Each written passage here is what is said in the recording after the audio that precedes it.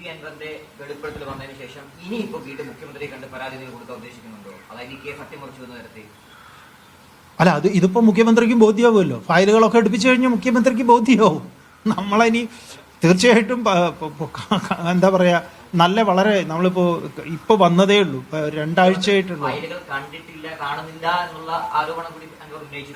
അതറിയില്ല. കാരണം നമ്മൾ ഈ കഴിഞ്ഞ 2 മാസം US-ലായിരുന്നു.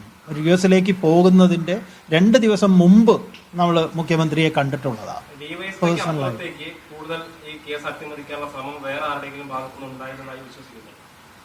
അല്ല, അതൊക്കെ അന്വേഷണത്തിൽ വരേണ്ടതാണ്.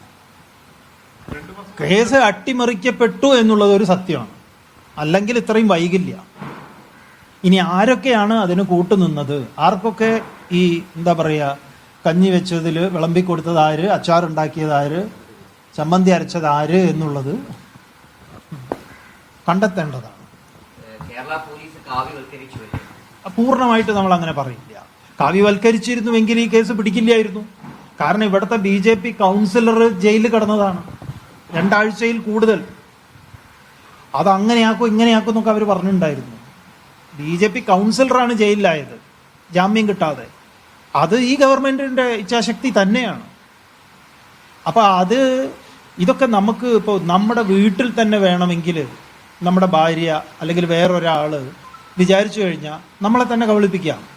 നമ്മുടെ മക്കളും ഇവരൊക്കെ തന്നെ ഒരു പ്ലാൻ ചെയ്ത് അച്ഛൻ അറിയണ്ട എന്നൊക്കെ പറഞ്ഞ് ഇങ്ങനെ കൊണ്ടുപോയി അവസാനം 2 കൊല്ലം കഴിയുമ്പോഴാണ് നമ്മൾ അറിയുക. അതുപോലെ ഉണ്ടാവും ഇതൊക്കെ. അത് ക്രൈംബ്രാഞ്ച് നടപടി വേണമെന്ന് പറഞ്ഞ് ഫയൽ നീക്കിയിട്ടുണ്ട്. ആ നടപടി എന്താണ് വൈകുന്നത് നമ്മൾ ആലോചിച്ചിരുന്നു. കാരണം അതൊക്കെ ഇങ്ങനത്തെ ഒരു മാറ്റർ ആണല്ലോ. അതിൽ നമ്മൾ കയറി ഇടപെടുക എന്ന് പറയുന്നത് അത്ര ശരിയല്ല. അതൊക്കെ ഭരണകാര്യങ്ങളാണ്. അല്ല, അതൊരു MLA പറയുന്ന പോലെ എങ്ങനെയാണ് നമ്മൾ പറയുന്നത്? അദ്ദേഹം അതിന്റെ ഭാഗമാണ്. നമ്മൾ അങ്ങനെയല്ലല്ലോ. നമുക്ക് പോലീസിന്റെ ഫയൽ ഇങ്ങനെയാണ്, ഇങ്ങനെയാണെന്ന് പറയാൻ നമ്മൾ ആരുമല്ല. കത്തിയ ഒരു വാഹനത്തിന്റെ കിട്ടിയിട്ടുള്ളൂ, ബാക്കി 2 എണ്ണം കിട്ടിയിട്ടില്ല. അതും അറിയില്ലേ നമുക്ക്. ഇപ്പൊ ഈ കഴിഞ്ഞ ദിവസം നമ്മൾ വിളിച്ചിട്ട് നമ്മുടെ ഓഫീസ് മാനേജറായിരുന്ന ആളോട് പറഞ്ഞിരിക്കുക, പോയിട്ട് അതൊന്ന് അന്വേഷിക്കണം, എന്താണ് അവർ പറയുന്നത് എന്നൊക്കെ. നിങ്ങൾക്ക് അന്വേഷിക്കാവുന്നതാ ഇതെല്ലാം. നമ്മൾ പറയുന്നത് എന്തെങ്കിലും കളവുണ്ടെങ്കിൽ.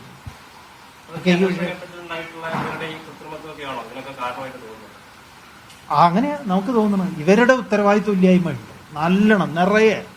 അത് എണ്ണിയാൽ ഒടുങ്ങാത്തതുണ്ട്. ഇവരനാവശ്യമായ കാര്യങ്ങളാണ്. കാരണം നമുക്ക് തന്നെ സംശയം ഉണ്ടായിട്ടുണ്ട്. അതായത് നമ്മുടെ ഇവിടെ തൊട്ടടുത്ത് അവിടെ നമ്മുടെ തന്നെ ഗസ്റ്റ് ഹൗസാണ് അപ്പുറത്ത്. അവിടെ ഒരു താമസിക്കുന്ന ഒരു ഫാമിലി ഉണ്ടായിരുന്നു. ഇവരെ പോയിട്ട് അമ്മയും മകളുമാണ്. അവരാണ് ഇവിടുത്തെ അക്കൗണ്ട്സ് നോക്കുന്നത്.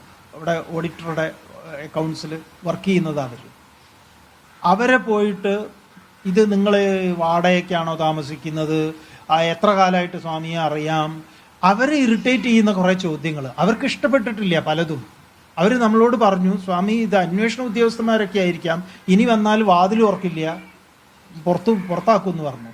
അയാൾ അങ്ങനത്തെ വർത്തമാനങ്ങളാണ് പറയുന്നത്. അവസാനം അവർ ഇതെല്ലാം കാണിച്ചു കൊടുത്തു. ഈ പറഞ്ഞ വാടക എഗ്രിമെന്റ്, വാടക റെസീറ്റ് ആ ബാങ്കിൽ നിന്ന് ആണ്, അത് ബാങ്ക് വഴിയാണ് കൊടുത്തിട്ടുള്ളത്, അതൊക്കെ ശരിയാണോ എന്ന്. എന്നാൽ ഇവിടുത്തെ ഈ BJP കൗൺസിലറുടെ CDR പരിശോധിക്കാൻ ഈ പോലീസിന് ബുദ്ധിയില്ല. നമ്മൾ വാടകയ്ക്ക് കൊടുത്തു എന്ന് പറയുന്നതിൽ അയാൾക്ക് സംശയം. അപ്പൊ നമ്മുടെ എന്തെങ്കിലും കിട്ടാൻ വേണ്ടി അവര് വളരെ ശ്രമം നടത്തിയിട്ടുണ്ട്. ഒരു സാധനവും കിട്ടാത്തതുകൊണ്ട് അതെ, RSSനെ പൊന്നുപോലെ സംരക്ഷിക്കുക. അവർക്ക് ഒരു പോറലും ഈ കാര്യത്തിൽ ഏൽക്കരുത് എന്നുള്ളത് പോലീസിന്റെ ഒരു എന്താ പറയുക ഒരു